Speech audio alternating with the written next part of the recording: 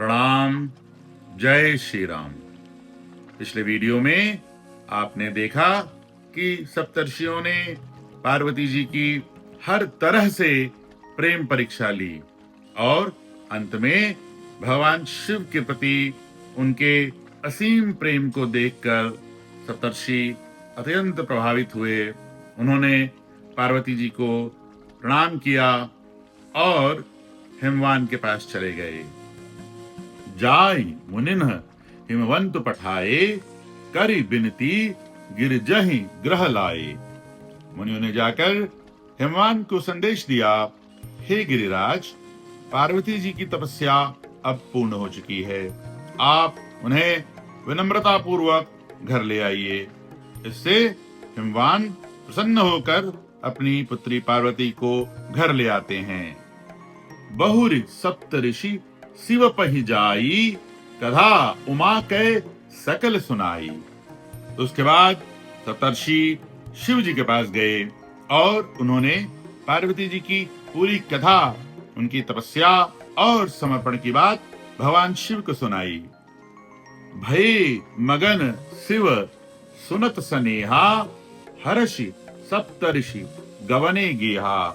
पार्वती जी का प्रेम और समर्पण सुनकर शिव जी आनंद में मग्न हो गए। उनका हृदय प्रेम और प्रसन्नता से भर गया। इसके बाद सप्तर्षि हर्षित होकर अपने लोक को लौट गए। मन थिर करि तब शंभु सुजाना, लगे करन रघुनायक ध्याना। फिर शिव जी ने अपना मन स्थिर किया और भगवान श्री रघुनाथ जी, श्री राम जी का ध्यान करने लगे। उनकी साधना और भक्ति एक नई गहराई में उतर गई। तारक असुर भयउ तेहि काला, भुज प्रताप बल तेज विशाला। उसी समय एक भयानक असुर उत्पन्न हुआ, तारकासुर। उसकी भुजाओं में अद्भुत बल था, उसका प्रताप और तेज बहुत विशाल था। त्यहि सब लोक लोकपति जीते, भय देव सुख संपत्ति रीते। तारकासुर ने अपनी शक्ति से सब लोकों और लोकपालों को जीत लिया। देवता अपने सुख, ऐश्वर्य और संपत्ति से वंचित हो गए। सारा ब्रह्मांड भय और संकट से भर गया।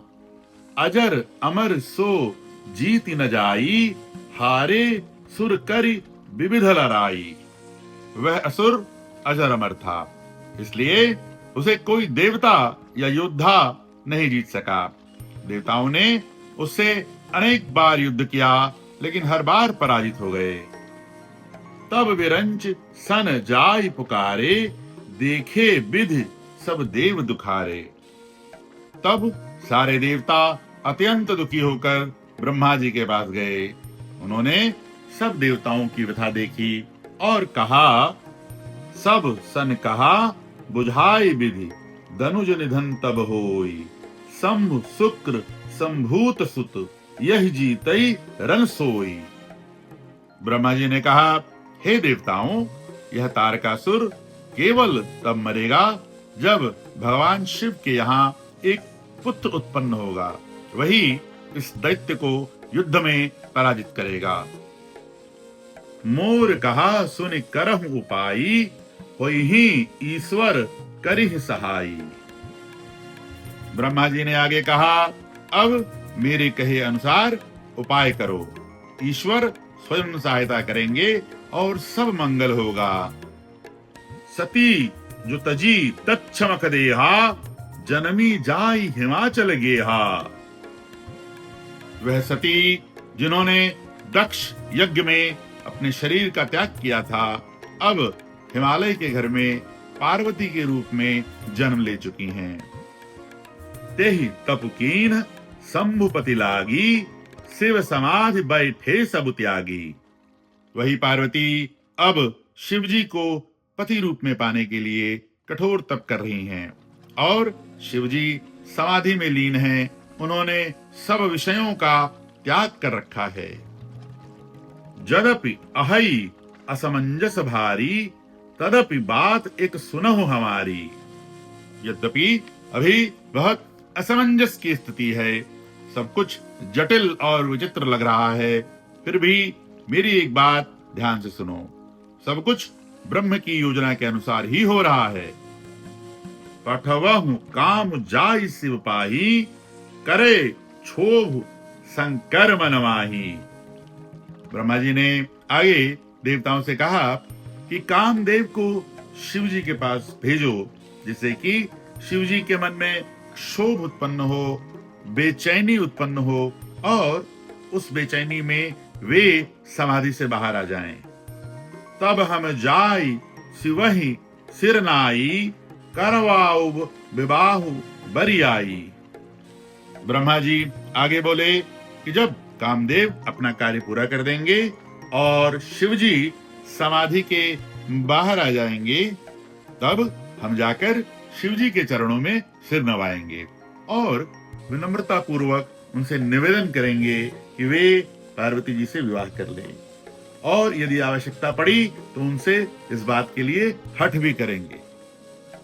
यही विधि भले ही देव हित होई, मत अति नीक कहई सब कोई।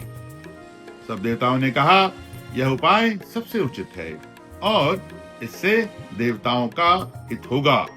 अब हमें इसी प्रकार आगे बढ़ना चाहिए। अर्थात देवताओं ने सर्वसम्मति से इस योजना को स्वीकार कर लिया। अस्तुति सुरन कीन अति हेतु, प्रगट्यौ विषम्बान घसकेतु। फिर देवताओं ने अत्यंत भक्ति और प्रेम पूर्वक कामदेव की स्तुति की। तुरंत ही विषम्बाण अर्थात 5 बाणों से सुसज्जित मछली के ध्वज अर्थात मकर ध्वज वाले कामदेव प्रकट हो गए। वह दिव्य रूप में आभा और सौंदर्य से भरे हुए थे। सुरन कही निज विपत्ति सब, सुनि मन कीन विचार, शंभु विरोध न कुशल मोहि, बिहस कहौ असमार। देवताओं ने कामदेव को अपनी विपत्ति सुनाई कि तारकासुर के अत्याचार से सभी लोग दुखी हैं। कामदेव ने सब सुनकर मन में विचार किया और कहा, शिव जी से विरोध करना मेरे लिए शुभ नहीं है, फिर भी मैं देव कार्य के लिए अपने प्राणों की आहुति भी देने को तैयार हूँ। उन्होंने मुस्कुराकर कहा, यदि भगवान की इच्छा होगी तो यह प्रयास सफल होगा। आज की कथा का सार संदेश ये है कि जहाँ एक और प्रेम, तपस्या और भक्ति का संगम है, वहीं दूसरी ओर ब्रह्मांडीय संतुलन की योजना है। यह हमें सिखाता है कि हर संकट के पीछे एक दिव्य उद्देश्य छुपा होता है। जब भी संसार में अधर्म बढ़ता है, तब प्रेम और तप की शक्ति मिलकर पुनः धर्म की स्थापना करती है। देवताओं ने ब्रह्मा जी के आदेश पर यह योजना बनाई कि शिव जी का विवाह पार्वती से हो, तभी उनका पुत्र तारकासुर का वध कर सकेगा। इसीलिए उन्होंने कामदेव को भेजने का निश्चय किया, जो शिव जी के समाधि से जागरण का कारण बनेगा। इसके साथ ही आज की कथा यहाँ समाप्त होती है। जय श्री राम।